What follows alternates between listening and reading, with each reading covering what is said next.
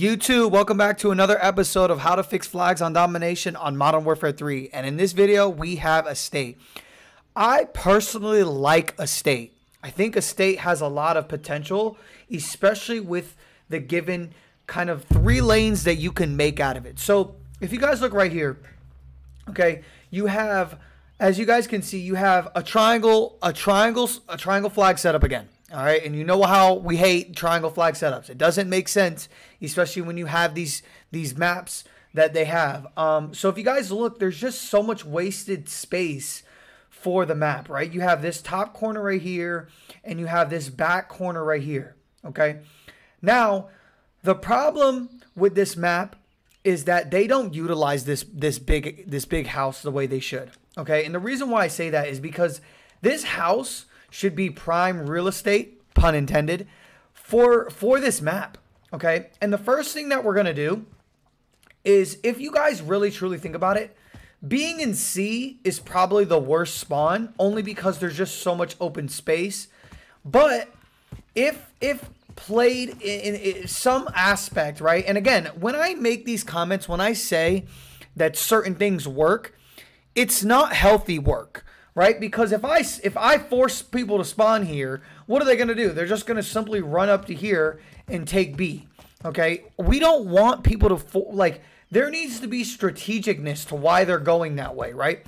So again, it is easier for C to go over here. But the problem is due to A being so close to C over there, where are most people at A going to spawn? They're going to spawn here. So in reality, it's going to be so hard for C to even try to take control, because you're just going to get spawned on. But it is easy for C to get into B safely from the house. So here's my suggestion. What I would do with B is I would move B out into the road. And I would put it right here, right in the middle, right here in the road. The reason why is because you have this building B that could help take control of it. And you have the estate, which you're safer from, but you can still see this, okay? Same with over there. As of right now, if you're in the estate, there's honestly no reason for you to camp there.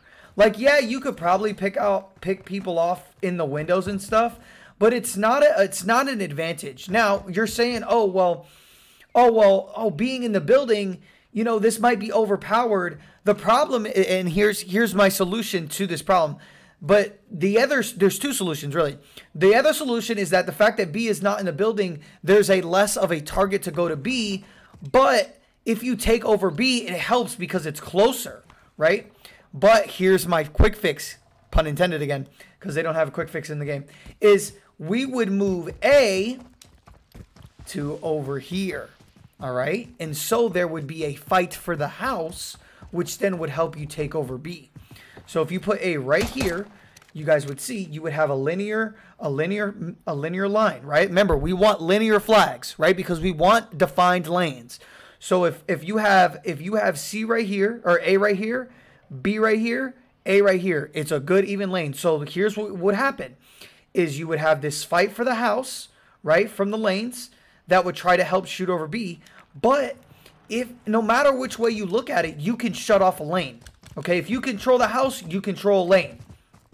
And that's the good thing, right? If you have this side, it's easy to shut off this side. I mean, obviously, yes, they can jump from the dock there and push up this way, but you're not going to do that just because there's no much. But you can easily, you know, shut down this side of the map. You know, if they're spawning back there and you have A, boom, they're now trapped in there, which is good, which is going to force them to go more towards B.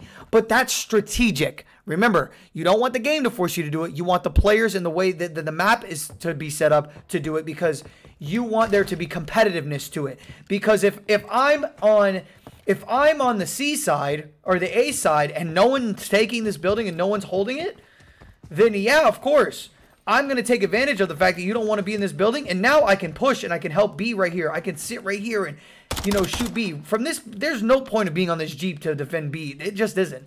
So that's what would help. And the same thing on the other side.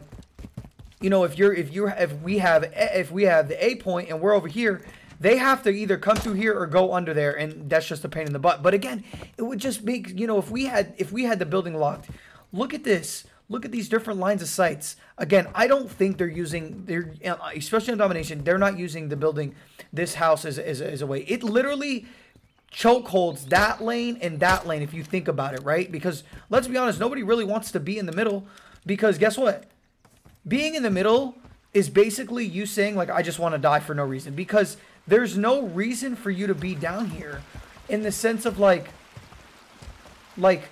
there's no objective, right? Either I go up here and I get shot, I go up here and I get shot, I go up there and I get, it's just like, if B was right here, it would make more sense for me to be here, because, you know, I could challenge it, right? And then I can dip back down below the building and I can, you know, cover my, you know, keep eyes, right? That's what we would do with the state.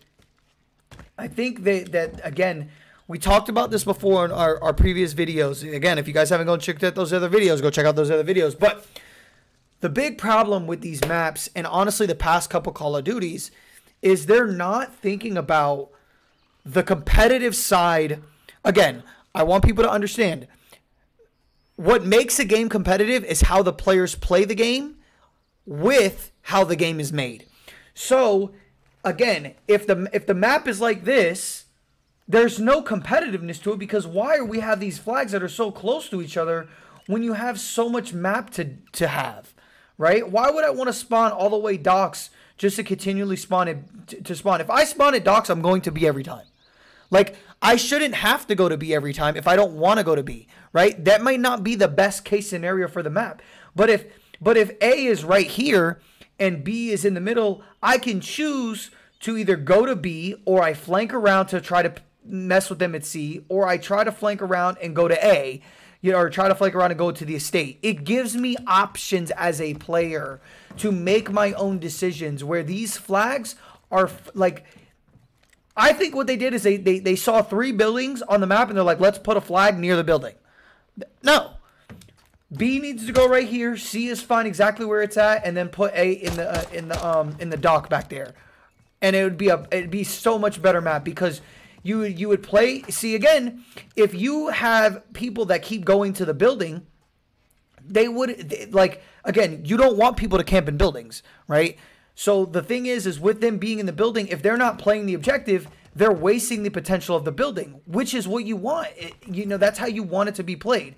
Because if my team is taking over this building and is able to pick people off and keep people in their spawn, you know, because obviously that's the same right here is the same as up there, right? And so if we have this building and we're keeping people in the back spawn, you have to make a decision. Now, obviously, if A was over there, where would people in C spawn? They would spawn over there, right? They would spawn back there. So it would be obviously harder to spawn trap because they would run up there.